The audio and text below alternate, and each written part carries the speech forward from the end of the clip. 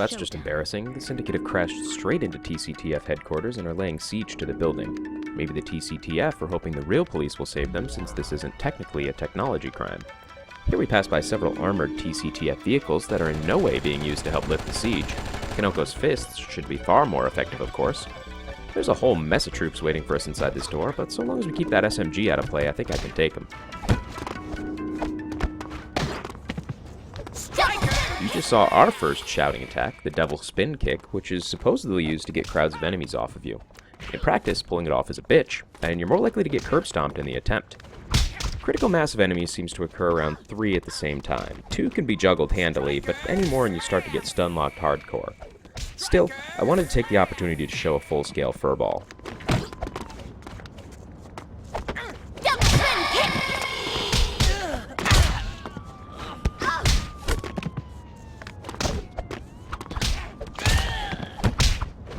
Well, they're all down, and we've got the opportunity to pick up some supplies.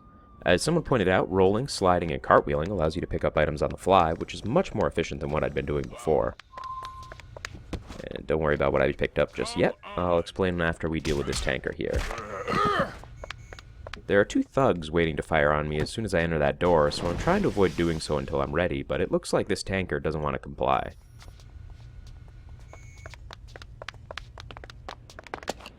Ah, the sweet smell of frozen Mercury slug. One moment. Come on! This is the Mercury bow, and easily the best weapon in the game. It fires compressed slivers of frozen mercury at ultra-high velocities. Supposedly, if the impact itself doesn't kill them, mercury poisoning will. In reality, it's just a super strong, single-shot weapon that is just fantastic at a distance.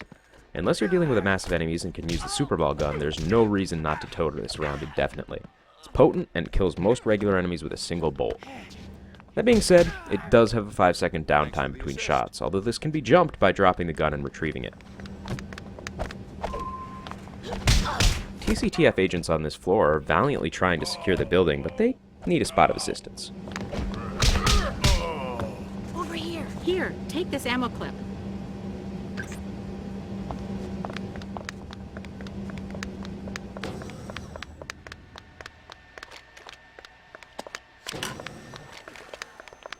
Hey! Your static fist!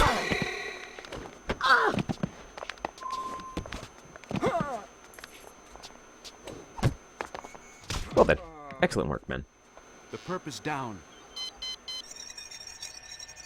New compass data for you, Kanoko. We'll just fast-track this blue tanker and continue on our way.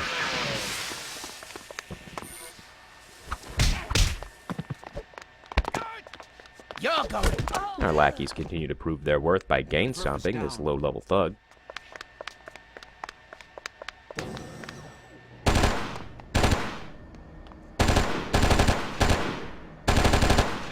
We've disabled the power substations. Static defenses are down. All units converge.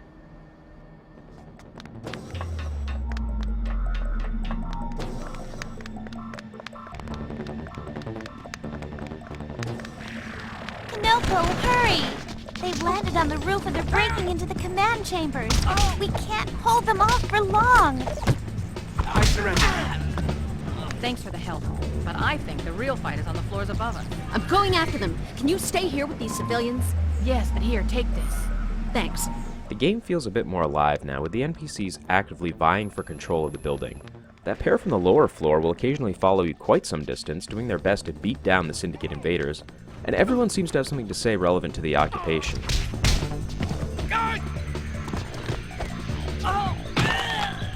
Things aren't looking good. No, we haven't secured a single area. Not even our armor. Well, that's depressing. I guess the entire combat training budget was funneled straight into Kanoko and giant unnecessary full office elevators. Ignore that second part for now. I am innocent.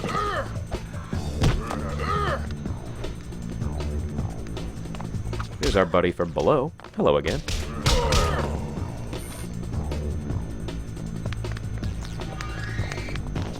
Kanoko! It's good to see you again, but I wish you had shown up just a few minutes sooner.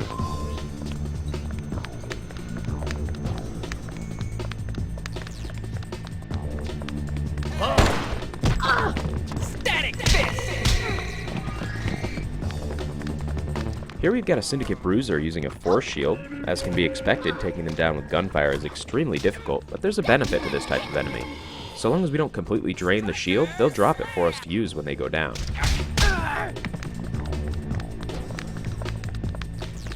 These three are standing to admire their kill. Let's take the opportunity to remove one immediately from the equation. You can see him stand back up in the background. Bruisers are a little more robust than these regular thugs, but chances are he's not doing so hot. Double spin kick!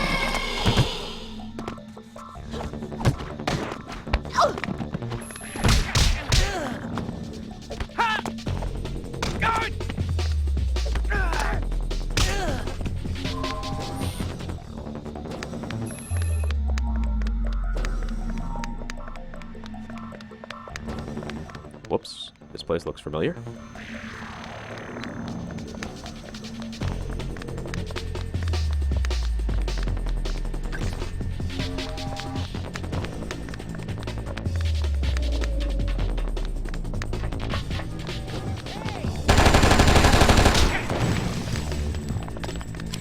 Even that civilian is helping out by cowering in the perfect manner to briefly contain the tanker.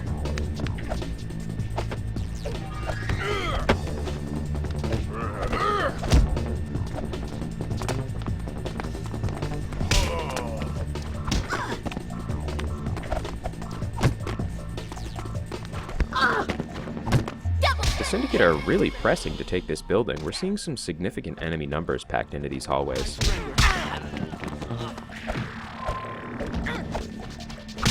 I have a family.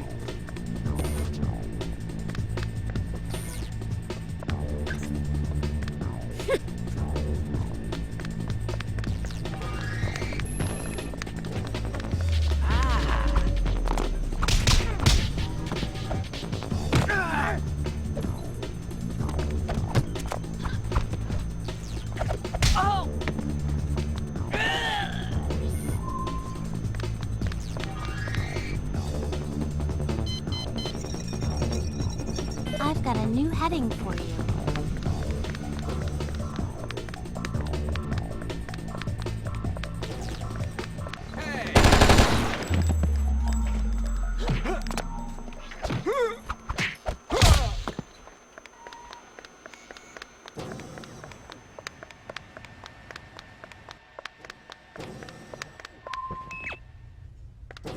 You have the option of scaling the parking garage to get up here from the start, but you miss out on everything below, particularly that first brawl that was ever so entertaining and painful. You'll need these ammo clips.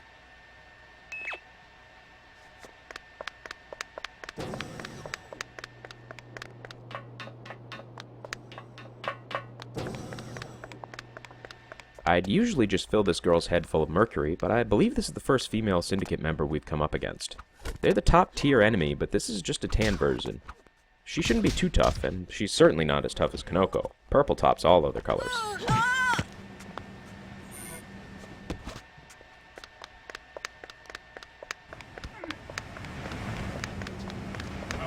Perfect timing. Thanks for the assist.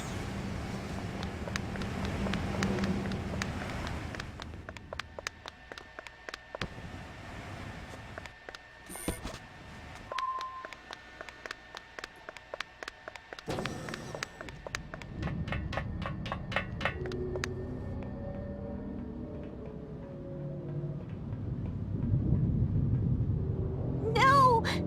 Stay away! Kanoko! Help! No! Gotcha! Something just ain't right there.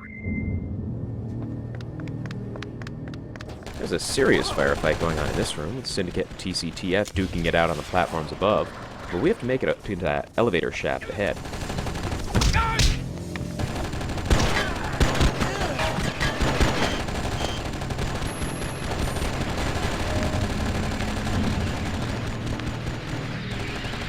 This console tells us about a Syndicate method of addicting partygoers to hyposprays. They apparently inject them using painless applicators and then search out whoever shows symptoms. The TCTF is working on a method of testing large groups in one go. I'd suggest just looking for the ones that are glowing purple.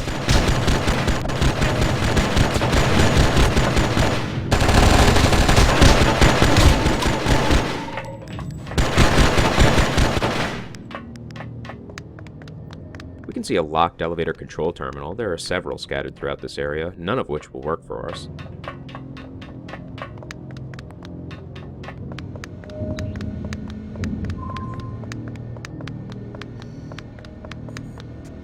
Well, it looks like this story is clear, but there's still a console to investigate.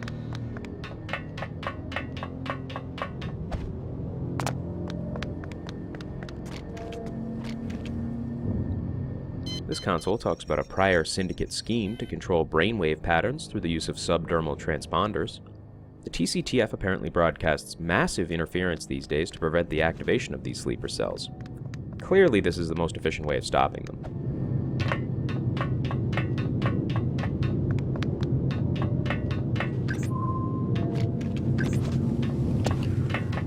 The invaders have blown up many of the ramps in this section in an attempt to stymie the TCTF in securing control of the building. Apparently they didn't count on an invisible, impervious to gunfire Kanoko leaping across with little trouble. I think in most of my playthroughs I've seen the TCTF win here more often than not. This is particularly interesting when you take into account that most of the syndicate members are wearing force shields. They tore through this place like we weren't even here! You should have seen that monster that grabbed Shinatama.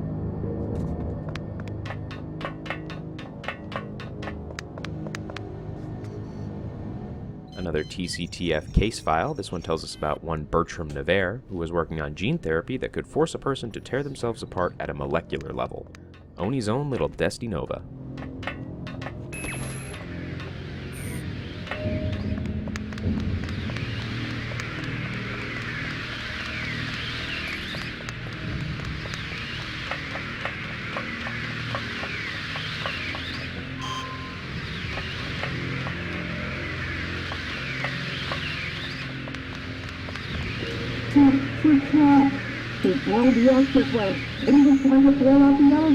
I also only heard elevator, Kanoko. Access to the high-security chambers above and below, but the cable's held and the car didn't fall. Thank goodness. Couldn't blow it free, huh? Get me a laser torch, quick!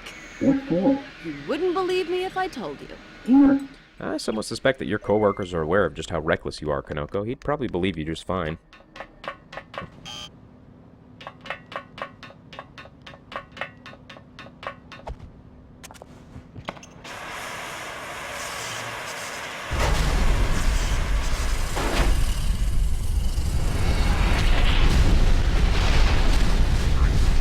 It's important to take down the sniper above, or he'll be hurling Mercury slugs at you during your entire tour of the bottom floor. Come on! Come on!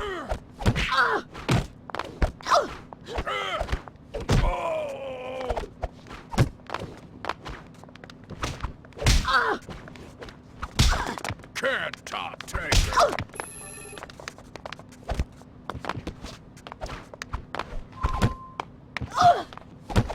You can see that the female syndicate member has an entirely different fighting style than most of the others.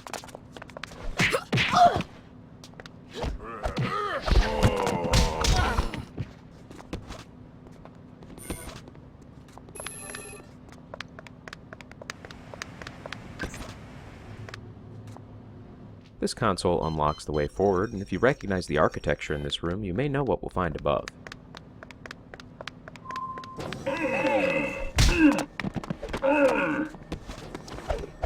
The average soldier that we're facing is increasing in skill and color scheme. If we see any tan syndicate thugs, they're usually acting as backup now, like this to this bruiser.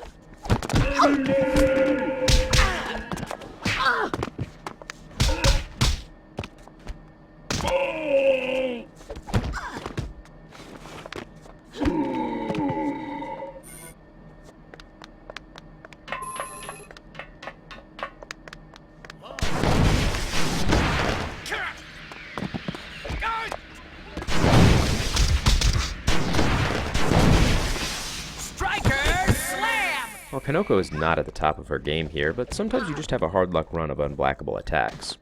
That, and sometimes you just play poorly.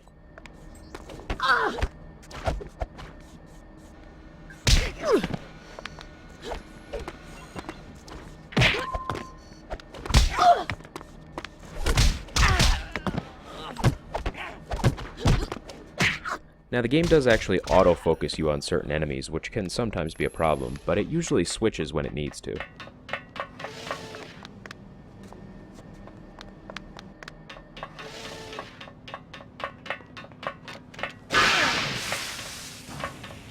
I'm gonna pretend that I dropped the Mercury bow to reset the freezing timer so that I could more expediently reload it. It's a much cooler reason than fat-fingering the E button.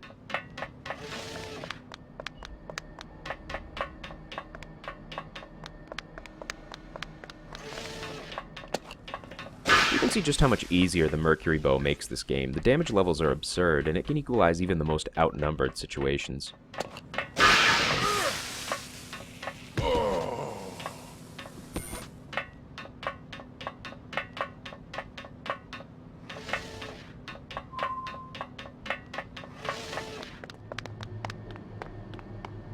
Here's some classified information about Konoko herself, talking about something called a Deoden power spike.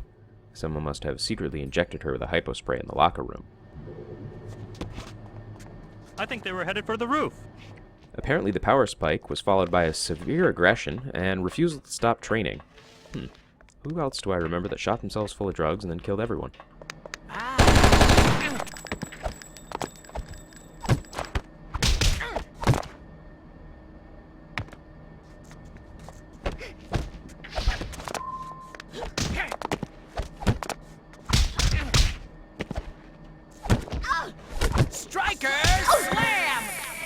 Double tap.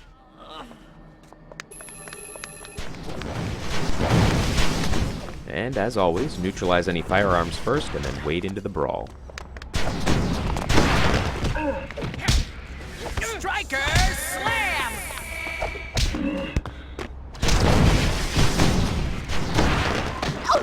You're gonna get beat by a girl. On the plus side, it looks like he ran out of ammo.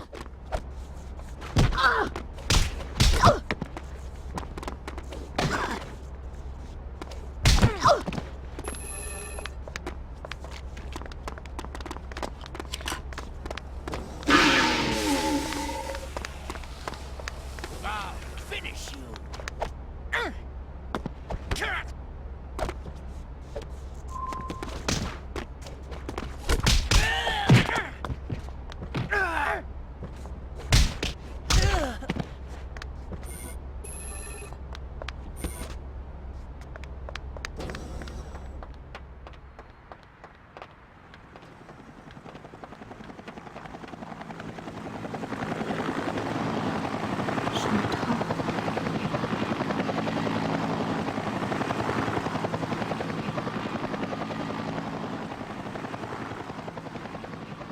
You again. You can't escape me. Who says I want to escape? Barabas is back for round 2, having apparently not heard about this severe aggression thing. He's just as incompetent as he was the first time, and will mostly focus on getting his gun back.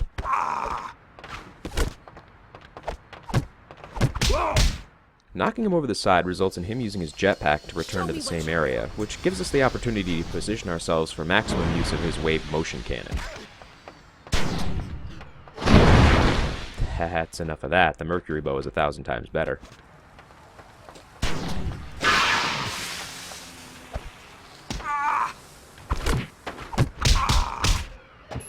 And unless they've got a special ability, any single enemy really isn't that tough.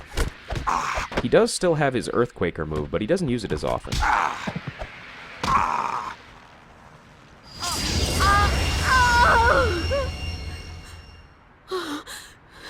Don't worry, Shinatama. I'm on my way. Wait, what? No. God damn it, Bungie, you went full Japanese.